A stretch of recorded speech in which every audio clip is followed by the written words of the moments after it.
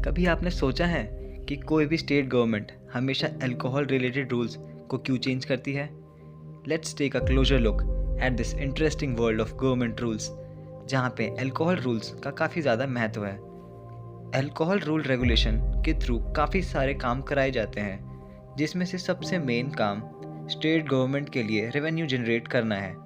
State government मुख्य रूप से दो जगह से रेवेन्यू जनरेट करती है, जिसमें से एक है सेंट्रल गवर्नमेंट के द्वारा दिए गए डोनेशंस एंड सेंट्रल जीएसटी का कुछ हिस्सा, और दूसरा है उसी स्टेट सरकार के स्टेट ओन्ड रिसोर्सेज द्वारा जनरेट किया गया revenue. For example state GST, VAT on petrol, diesel and taxes on alcohol. तो मोटे मोटे रूप से स्टेट सरकार को खुद का रेवेन्यू जनरेट के लिए कुछ ही ऑप्शंस मिलते हैं, जो कि हैं state GST, VAT on petrol, diesel and taxes on alcohol, जिनमें से स्टेट जीएसटी को चेंज करना इतना आसान नहीं है, क्योंकि वो सिर्फ एक स्टेट के अनुमति से चेंज नहीं हो सकती, और पेट्रोल और डीजल पे लगने वाले वैट में भी ज़्यादा चेंजेस लाने की वजह से स्टेट की पब्लिक नाराज़ हो सकती है। तो स्टेट गवर्नमेंट के पास सिर्फ एकमात्र रास्ता टैक्स ऑन अल्कोहल से बचता है, जिसके थ्रू वो अपने फाइनेंशियल सिचुएशन को इम्प्रूव कर सकती है। अल्कोहल रूल्स को केवल रेवेन्यू जनरेशन के लिए ही नहीं इस्तेमाल किया जाता, काफ़ी बार पब्लिक हेल्थ प्रॉब्लम्स और अल्कोहल मिसयूज़ को डील करने के लिए भी इन रूल्स का इस्तेमाल किया जाता है।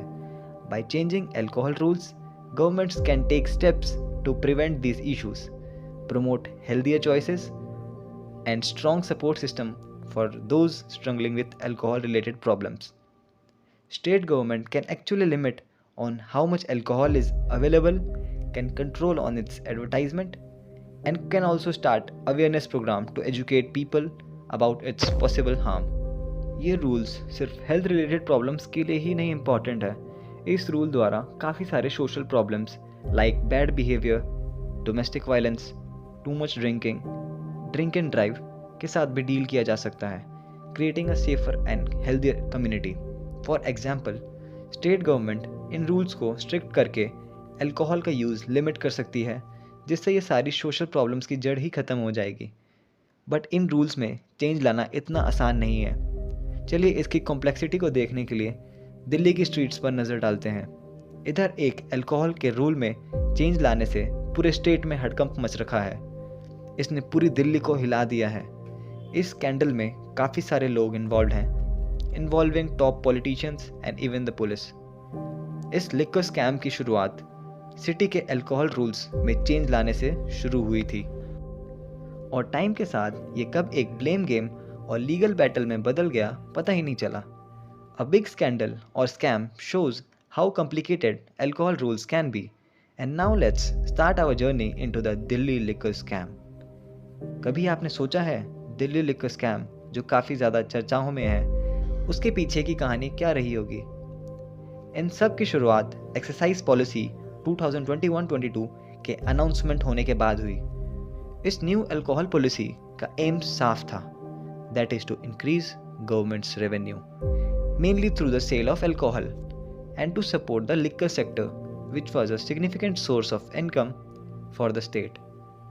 लेकिन काफ़ी कम टाइम में ये एक्सरसाइज पॉलिसी पूरे शहर की चर्चा बन गई। दिस पॉलिसी की शुरुआत अच्छे इंटेंशंस के साथ हुई थी, as a harmless policy soon turned into a big controversy. इसने एक काफ़ी बड़े स्कैंडल का रूप ले लिया। चलिए समझते हैं इस कंट्रोवर्सी में हुआ क्या। एक्चुअली दिल्ली के अल्कोहल रूल्स के अकॉर्डिंग अल्कोहल ड्रिंक करने की मिनिमम एज पहले 25 थी, जो कि इस पॉलिसी में चेंज लाने की वजह से 21 कर दी गई, ताकि ज़्यादा लोग ड्रिंक कर सकें एंड स्टेट के रेवेन्यू में बढ़ोतरी हो। ये सिर्फ एक उदाहरण है चेंज का। मनीष सिसोदिया और आम आदमी पार्टी का सोचना ये था कि जो दिल्ली के ड्रिंकर्स हैं वो हरियाणा और यूपी से लिकर्स खरीदते हैं, क्योंकि उधर के रूल्स काफ़ी फ्लेक्सिबल हैं और शॉप्स भी अच्छी सर्विसेज प्रोवाइड करती हैं। तो इस सोच के साथ मनीष सिसोदिया और उनके पार्टी ने अल्कोहल रूल्स में चेंज लाने की सोची। दिल्ली में पहले सारी लिकर्स की शॉप गवर्नमेंट ओन्ड थी और सप्लाई का काम गवर्नमेंट का था, और जैसे हर गवर्नमेंट इंस्टीट्यूशन की हालत आप जानते ही हैं, वैसे ही काफ़ी गंदी सिचुएशन में थी दिल्ली की सारी लिकर शॉप्स। चाहे वो शॉप्स के बाहर भीड़ लगने की बात हो या फिर शॉप्स के आसपास छोटे मोटे दुकानों की लगने की वजह से भीड़ हो।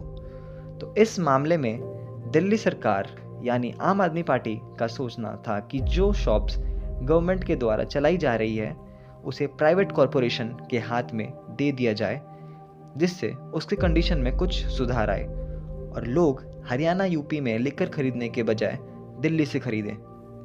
पहले लिकर शॉप्स पे ये पाबंदी थी कि उन्हें हर लिकर को एमआरपी पे ही बेचना होता था, पर न्यू रूल्स के अकॉर्डिंग लिकर्स पे डिस्काउंट अलाउड था, जो रूल हरियाणा और यूपी में ऑलरेडी है। नए रूल्स के अकॉर्डिंग पूरे दिल्ली को 32 जोन्स में बांटा गया और हर जोन में 27 लिकर शॉप्स अलाउड थी और इन लिकर शॉप्स के लिए स्टेट गवर्नमेंट द्वारा ऑक्शन कराया गया, जिसमें काफ़ी कंडीशन रखी गई, जिसमें से एक था कि कोई भी लिकर शॉप 500 मीटर स्क्वायर से बड़ी स्पेस में बनना चाहिए ताकि दुकान में लगने वाली भीड़ कम हो सके और लोग कंफर्टेबल फील कर सके। शॉप 500 मीटर स्क्वायर से बड़ी स्पेस में बनना चाहिए ताकि दुकान में लगने वाली भीड़ कम हो सके और लोग कंफर्टेबल फील कर सकें। पर स्टेट द्वारा रखी गई ऑक्शंस में कंडीशंस कुछ इस प्रकार से थी जिसमें केवल बड़ी बड़ी प्राइवेट कॉरपोरेशंस पार्ट ले सकती थी। एक उदाहरण है ईएमडी का बढ़ना, that is earnest money deposit को 8 लाख से बढ़ाकर 30 करोड़ कर दिया गया, जिससे छोटी कंपनियां इस ऑक्शन में पार्ट ही नहीं ले सकती थी। ईएमडी प्राइस का अचानक से बढ़ना और पॉलिसी में कुछ ऐसे चेंजेस लाना जिससे केवल बड़ी कंपनियां इस ऑक्शन में पार्ट ले सकती थी, इस वजह से आम आदमी पार्टी पे अपोजिशन पार्टीज के द्वारा काफ़ी सारे इल्ज़ाम लगाए गए। They argued that the policy was unfair. They claimed that the government was favoring private corporations and ignoring the public needs. They also claimed that it wasn't just about making money. They said that the government was trying to give control of the excise department, that is a very important department, to private corporations' hands. Opposition parties कहना था कि कुछ particular private firms को favour करने के लिए आम आदमी पार्टी ने उनसे काफ़ी सारे पैसों की डिमांड की, जिन पैसों से वो दूसरे स्टेट्स के Lok Sabha elections and Vidhan Sabha elections में अपने पार्टी का इलेक्शन कैंपेन कर सकें। ये मुद्दा चर्चाओं में जब आया जब उस टाइम के लेफ्टिनेंट गवर्नर अनिल बैजल ने इस पॉलिसी को अप्रूव किया, but with some conditions. Rather than calming things down, this approval made the controversy even bigger. The approval from this high office made people even angrier, leading to lots of public anger and political issues. इस वजह से Delhi government पे काफ़ी pressure पड़ा और उसे ये policy वापस लेनी पड़ी। Even after the policy was cancelled, scam didn't stop. उसने स्कैम में कंफ्यूजन और बढ़ा दी, मेकिंग थिंग्स मोर कॉम्प्लिकेटेड, जिसके वजह से इस स्कैम को समझना और मुश्किल हो गया। पर don't worry guys, I am there. I will take you deeper into the mess of this controversy. Delhi liquor scam, जो एक मिक्सचर है politics, blame game and scandal, उसकी शुरुआत लेफ्टिनेंट गवर्नर के पॉलिसी अप्रूव करने से हुई थी। ये पॉलिसी, जिसको सिटी की रेवेन्यू बढ़ाने के लिए लाया गया था, actually faced a storm of controversy, backlash and objections from the public. जो अपोजिशन में पॉलिटिकल पार्टीज थी, उन्होंने ज़रा सा भी टाइम ना लगाते हुए पॉलिसी का पूरी तरह से क्रिटिसाइज़ किया। उन्होंने कहा कि आम आदमी पार्टी ने कंसेप्ट ऑफ फेवरेटिज्म का इस्तेमाल किया है, जिसके अनुसार किन्हीं पर्टिकुलर फर्म्स को फेवर किया गया है और उस फर्म को साउथ ग्रुप का नाम दिया गया है इस केस में, और उनसे कुछ पैसों की डिमांड की गई है ताकि उन पैसों से गोवा इलेक्शंस में इलेक्शन कैंपेन कराए जाए और उसकी फंडिंग अच्छे से हो सके। अपोजिशन पार्टी का सीधा सीधा मानना था कि केवल पॉलिसी में चेंज नहीं लाया गया है, उसके साथ में दिल्ली एक्साइज डिपार्टमेंट को प्राइवेट कॉरपोरेशन के हवाले करने की कोशिश की गई है, basically turning a government job into a private one. ये सारे इल्ज़ाम जो अब पब्लिक के नज़र में आ चुके थे, कंट्रोवर्सी का मेन हिस्सा बन गए। इन इल्ज़ामों ने दिल्ली गवर्नमेंट की ऐसी इमेज बनाई कि ये आम आदमी पार्टी ऐसी पार्टी है जिसके सीक्रेट एजेंडाज हैं और प्राइवेट प्रॉफिट के लिए ये पार्टी पब्लिक गुड का भी सेक्रीफाइस कर सकती है।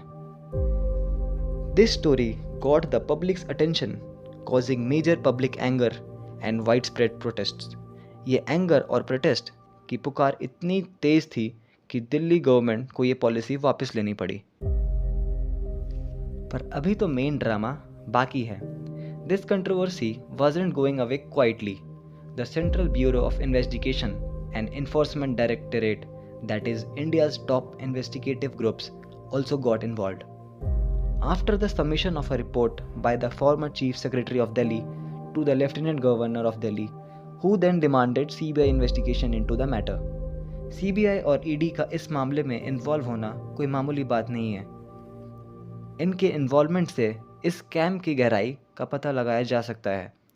अचानक से Delhi liquor scam became a nationwide issue. The whole country was keeping an eye on the case. जो case current ruling party of Delhi का future and political landscape decide करने वाली थी। ये स्कैम रुकने का नाम ही नहीं ले रहा था। It led to series of arrests, each one more surprising and revealing than the last. चलिए इस स्कैम के इफेक्ट्स पे नज़र डालते हैं। इस स्कैम ने दिल्ली की पॉलिटिक्स में काफ़ी उथल पुथल मचा दी है। Many high ranking people like Manish Sisodia were investigated by ED. ED used the prevention of money laundering act और PMLA, under which getting bail is very impossible until you prove yourself innocent. This was done by ED to stop hiding the illegal money which might have sent through the हवाला route. But जिस arrest ने सबको चौंका दिया वो था दिल्ली के CM Arvind Kejriwal का arrest, who is the head of Delhi government. Kejriwal को लोकसभा इलेक्शन से जस्ट पहले अरेस्ट किया गया after giving 9 summons.